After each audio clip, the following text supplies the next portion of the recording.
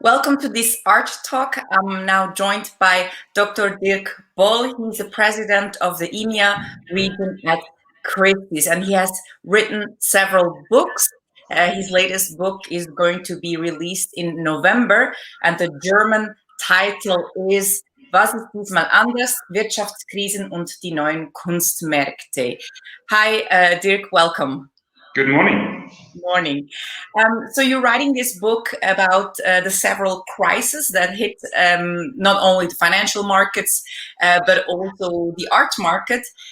Can you maybe quickly summarize some of the years and why they were so important somehow for the art market? Well, it's essentially the understanding that every decade there is a larger crisis, an economic crisis that comes to the art markets. So we start in 1990 when the Asia crisis arrives and kills the Asian fashion for Impressionist paintings. We move on to 2001 when the internet bubble bursts. Then, of course, 2009, the global financial crisis, and 2020, the corona crisis. It's interesting to see how markets respond to it and how markets are reshaped in their distribution structure by crises. And of course, the question is what's next? And maybe just quickly for the art market itself, what did it mean? Because you showed somehow that several crises had an impact, let's say, when it came to digitalization or, how it then moved as well. Yeah, you can see that usually in every crisis there are winners and losers, sadly, for the latter. But the winners are going to define how a market system looks like because their taste is defining what the market needs to supply in future. This is what you can see in 1990. This is what you can see in 2001. You see a trend towards contemporary art. You see a trend towards younger art. You see a great growth in the market. And the big question is who are the winners of the 2020 crisis? I think it's safe to say it's technology, entrepreneurs and companies, and to consider what is their taste, what is it they are going to buy and collect in the future. So Christie's also had this big one sale this year where you tried to, because you couldn't hold physical auctions with the pandemic, you had to rethink your business with this one sale. And I'm sure you're working on other ideas. You're holding your Swiss art sale digitally. You mentioned it, technology, digitalization. So can you tell us a little bit how it impacted your house and how you're trying to reshape your business? The art markets are circling around the direct interaction with an artwork. You want to stand in front of it, you want to see it, you want to smell it, you want it to change your life, so to speak. And that is difficult when you're not allowed to leave your house. So during lockdown, everything was going online, and that worked out well. Our clients were happy to shop online, to look at art online. You saw it in the online viewing rooms of big fairs. You saw it in online auctions. It was an upwards cycle, so to speak. More and more expensive things were offered online, were picked up online, prices went higher and higher, and created the confidence in vendors to offer things online only. However, after the lockdown, we were allowed to return to the auction room, and this is what we wanted, because the auction has a certain magic that is not only fun and entertainment, it also helps pricing essentially and creates an emotional layer to the pricing. This is what we wanted. This is what our consignors, our sellers wanted. So we were very happy that for the one sale, we were allowed to combine 4 live sales in one sale. One sale, the one sale. Live sales in Hong Kong, in Paris, in London, and in New York. So the auction moved after 10-15 lots from Hong Kong to Paris to London and ended in New York. I think it was a good entertainment on screen, but at the same time, it was a live sale, a real sale for the people in the room. I think this is the future. We see it happening in other companies, in other places in the market. And we are going to continue with the concept. We are now combining the autumn season in Europe. So you'll have the Paris Avant-Garde sale and the London Contemporary sale this October. that will be combined. So you can be in the room with a Paris auctioneer in Paris or with a London auctioneer in London, and you can bid on London lots and vice versa. Okay. And I mean, the one sale for you, it was kind of an experiment. Not only Christie's, but also Sotheby's experimented with a different type of online sale, live stream, hybrid. And because it was an experiment, of course, not everything worked out perfectly. What are the learnings that you're taking for the next auction that will be in the same type? Are you already taking things with you that you say, okay, this we need to change? I mean, it was kind of 45 minutes. I think there was a delay. Of course, you also couldn't know because so many people wanted to attend. But yeah, what were the learnings? Yeah, I think a first learning is indeed the delay. The delay resulted from the great success of the Hong Kong evening sale, because the lots to be offered in the one sale were the last chapter of the Hong Kong evening sale, and since there was so much bidding, it was delayed, and that delayed the one sale, and that's been an issue. And we need to move away from that. So it needs to be a sole standing sale in every single location to avoid that, because a global public sitting in front of their computer waiting for sale to start cannot be expected to wait for 45 minutes. Secondly, I think what we are going to do and what you're going to see in autumn is a more dynamic camera. We hadn't done that so far because in most legislation it's not allowed to show the public in the room. So we are going to try to find a middle way to have a more dynamic camera view on the one hand, but not to expose the public in the room. I think that is very important to make it even more entertaining. I think we were very happy with the content delivery and with the description in little videos of our auctioneers, the mix of 50% female and male auctioneers, senior and junior. I think that worked out really well, and we are going to develop that further. Now, I must say I have once in a while a bit of goosebumps with this opening video and seeing somehow how tech is also connecting all these different places together. So yeah, it was a good start for sure. Then I read that Sotheby's is opening a luxury shop in London. So they're bringing back kind of the physical room to sell art. But at the same time, you're also moving digitally. So I'm wondering, are we now ready? Because once Amazon tried to sell art as well together in a project with Sotheby's, which didn't work out at the time. So I'm wondering, what are we going to see next? Are we going to have Amazon for art? Can you imagine something like that? Or is it more bringing it back to the physical places? Well, I think in principle, people like to shop. When we talk about luxury shopping, luxury consummation, they like to go and look at things. And there was a nice example coming from the chief economist of UBS, and he reminded us in the 18th century, you had a big house and you had staff, and that staff would cover everything that needed to be done, including the shopping. But if you wanted to do luxury shopping, like whatever, a new dinner service, a piece of jewelry, you would go to town and you would book an appointment with a shop and would look at things and try to understand the latest fashion, etc. And I think this is what we are going to see, what the Corona crisis is bringing, that the threshold between online only and live sales is going to move upwards in pricing. I remember that a few years ago in 2016, Claire McAndrew, who does the Art Basel Art Market Report, said that in 10 years' time, and that was 2026 in her prognosis, no item below $100,000 would be sold in a live sale. At the time, I felt she was right, but it was too early. It would take human mankind and society longer than 10 years.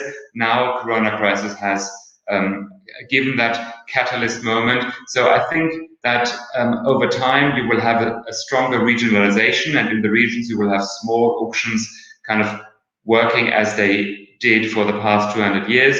But the big auctions will stay live auctions, but the threshold between online only and live will go up.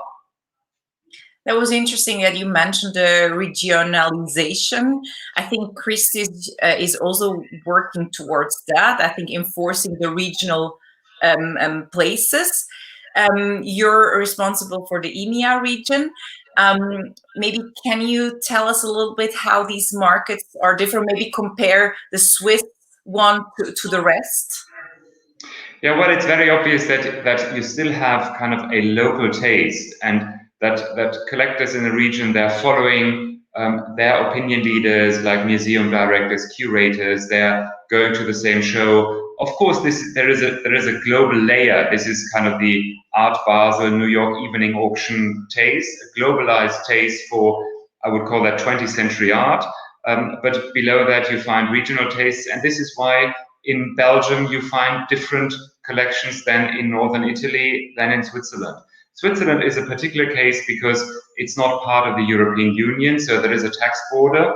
That means an exchange below a certain level of value is not really doable because it's too expensive. But on the other hand, you have a very mobile society, you have a wealthy society, extremely well educated, and this is why people started collecting contemporary art already in the late 19th century. And you see that in the landscape of collections, institutions, and museums, and that landscape inspires continuously a next generation. So there aren't many collecting networks as dense and well educated and also well equipped as in Switzerland.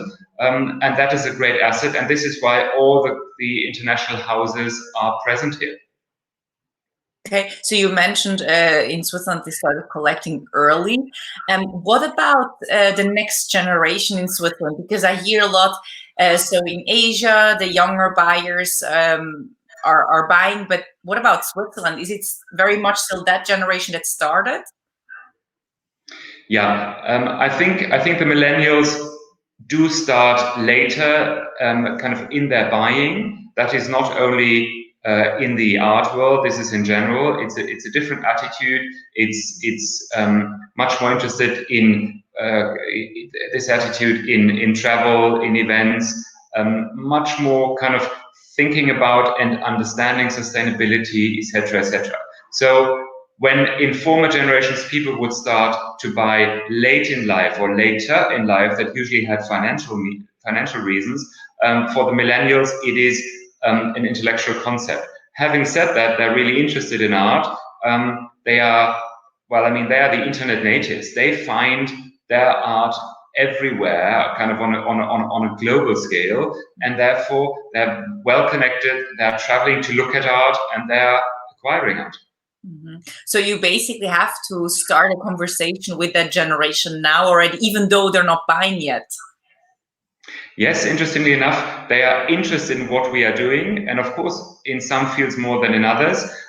Here we have the great advantage that we started our online business early on, and we always had kind of as a door opening for new clients, pop memorabilia sales, various collectibles, auctions, etc. So when you're a young collector and you're interested in artist books or in prints or in wine or watches or jewelry or whatever might interest you, you were able to find that on our website. Actually, since the early 2010s, I think is the right way to describe it. And this is what led to the astounding figure that around 1/3 of our clients that enter the Christie's universe through our online pages are actually new clients. It's not only converted clients who used to buy in live sales and now also buy online. It's 1/3 is actually new clients, and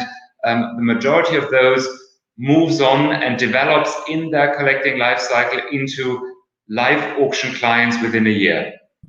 Okay. Then you as president of Christie's EMEA region, what are the questions that you're trying to solve? What are the things that are occupying your mind currently? Well, we are a service industry, so we are thinking constantly about what is it our clients will want from us next season, next year, next decade, next generation. Part of that has to do with taste and development of taste, because that influences collecting and influences buying. So we need to understand what is of interest? Where is the canonization process happening? Is it still in the Western institutions, or is it kind of on global scale in blogs? Where is art criticism moving towards, etc.? So the collecting themes are important. Secondly, of course, the distribution structure is of importance. And that is the move towards internet buying. And this is what we've seen this year, doing a big step forward. Last but not least, it is the network. It is how to meet our clients, how to deliver our services in their region, because especially nowadays, not everybody wants to come to London to do shopping or to engage with us. So our regional network is more important than ever. You mentioned art criticism and blogs. I read in an interview that you gave, I think it was maybe 4 years ago or so, that you don't think that blogs will replace art criticism. Do you still think that? I totally do. I think these are just two different things with overlapping audiences. So art criticism is kind of a science. You study what you then look at and criticize, and the blogging is partly a different channel, but also partly just an opinion. And that's interesting, because it's interesting to understand other people's opinions, and they influence your opinion and your view. But at the same time, there needs to be a properly founded art criticism, and the job of the art critic is very important, not only for the art market, even more so for collecting, for institutions, and for the next generation of art connoisseurs. Okay, then a personal question. You studied law, so you're a lawyer. You've with Christie since 1998. Is that correct? You were in Switzerland, London. So I was wondering, what made you go into the art market, and maybe if you can give an advice to the younger generation that maybe wants to pursue a career in the art world. Yeah. So when I entered the art world, that was much more exotic than nowadays, especially for someone who wasn't an art historian. When I was a student, I did student jobs at an auction house, and I was fascinated by the distribution system. Essentially, of course, you cannot work in the art world without an interest in art, because otherwise you would work in different places where you could, for example, earn more money, because the art markets traditionally are small margin businesses, and you go there for the love of art and the joy of looking at art. In the auction business, particularly, you have an incredible turnover. So you see a huge amount of works kind of on a weekly, monthly base. So when you're in an auction center like London, New York, Hong Kong, Paris, there is a new preview in a new collecting field every other week. It's absolutely amazing to look at these works and to speak to colleagues who are specialists in these partly fairly exotic collecting fields. You learn a lot just by doing. And this is what I sensed when I was doing the student job. I was an art handler essentially, and later became a specialist for decorative arts, kind of 100 years ago, but it was great fun. And when I had finished my PhD, I did some internships, and of course I wanted to see the market on the top level, and in auctioneering, in my view, that was Christie's, and I turned out to be a tremendous sticker just by chance. I landed at Christie's, I liked it, Christie's liked me, and the rest is history. Oh, yeah, sorry, the second part of the question. What would I recommend to young people? Well, to begin with, it's all about the art. Don't forget that. Many young people think this is about a market. It is about the art. So try to identify art that moves you, because it's much easier to learn about something you really like rather than to force yourself into learning about something you're not really interested in. So look at art, identify your wishes or your taste, and develop it. Read as much as you can and look at as many things as you can. Go to local museums, go to local galleries. At least the latter is for free. In the UK and many other countries, even the main museums are for free. So that's an easy thing to do. Secondly, don't forget that the art market is a market. So this is not kind of a charity shop. This is something that is kind of quite a tough industry, because it is an industry and it has to follow economic ruling. Otherwise, it wouldn't work out. Don't forget that. Thirdly, try to look around, but not too much. Try to do internships. They are nowadays paid, at least in larger businesses, larger galleries and auction houses. And try to do as many as possible, but not too many. Don't have a career of whatever, 7 years in the art world as an intern. That's not good. I know this is easier said than done, but the focus is important, and it will help you to focus on a collecting field, on an artistic movement or oeuvre, to find the channel you are interested in. And then once you've entered the industry, it's helpful to make an early decision whether you are actually interested in what we would call a support function, like management or administration, or whether you want to become an art specialist. Because the earlier you decide that, the easier you can kind of take decisions in smaller questions that bring forward your career. Great. Dirk Boll, thank you so much. Your book is going to be released in November in German. Are you planning to have it in English as well? There will be an English issue, certainly, maybe being 4 weeks later. Okay. Well, thank you so much, and all the best. Thank you. Same to you. Bye-bye.